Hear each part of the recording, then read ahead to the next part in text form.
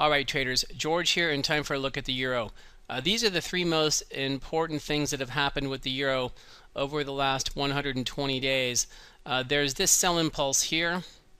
There's this secondary sell impulse here represented by that arrow line.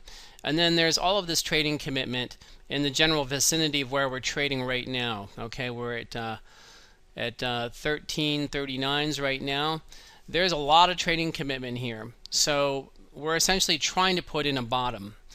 Now this goes both ways. With a lot of trading commitment at the bottom, that's a nice thing to look for a bounce.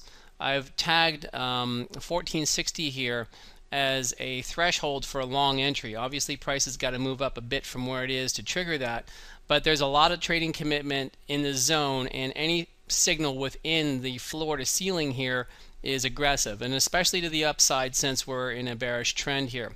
So a potential trade setup here would be to see price move up higher than where it is, clear over all of this trading commitment, and then you've got 1577s up to 1768s for targets 1 and 2. More trading commitment at that second target, and if for some reason the bulls are able to get it over that area, then a third push up could see it as high up as the 2292s. I'm tagging the bottom of all three of these target zones here as we're in a bearish market, and any moves up have to be thought about as overhead resistance. But the heavy trading commitment at the bottom here for a bottom feed candidate is nice if it's setting up, and really it's not setting up that well. With this secondary push down, it really hasn't had much of an impulse to break the downtrend, and it's drifted sideways since then. So to the downside, if we start trading below this floor here, a whole new set of targets opens up. And as I mentioned, the importance of those prior impulses, well, the ratios that come out of those impulses are very likely going to dictate the structure developments that happen, assuming we break below this zone here. So with all of this trading commitment, just as I have for a long setup here, breaking below this floor would set up the push down. It's just got to break through this last swing here to trigger that.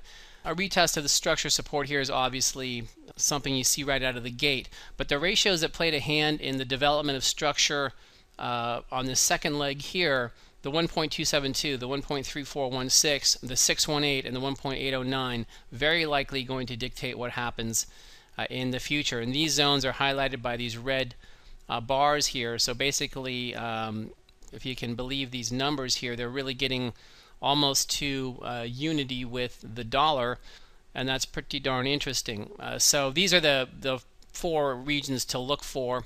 This correlates with that first move down that we saw, and then this correlates with the second move down. Okay, so this first move here, ratio 1, ratio 2, second move here, ratio 3, ratio 4, with this last one being the most important in that it really did change the directional move of this structure here. At least it put it going sideways. That would see price breaking below 1, and maybe a bit of a head fake below that incredibly important round number, and a push down just a little bit lower, and then a pop would be very likely. They don't correlate directly with where these bars are. The location of the bars is more important, but those are the price points for the four main targets below where we are, and I'll be looking to see if we have similar structure as we developed here, basically a fractal of what just happened. I know I'll get some questions about why I put this circle right in the middle of nowhere, and I think we'll cover that in the live room this week. But this impulse here, doing a 1-to-1, puts it just north of the first target zone, just by a couple of ticks there, not by many.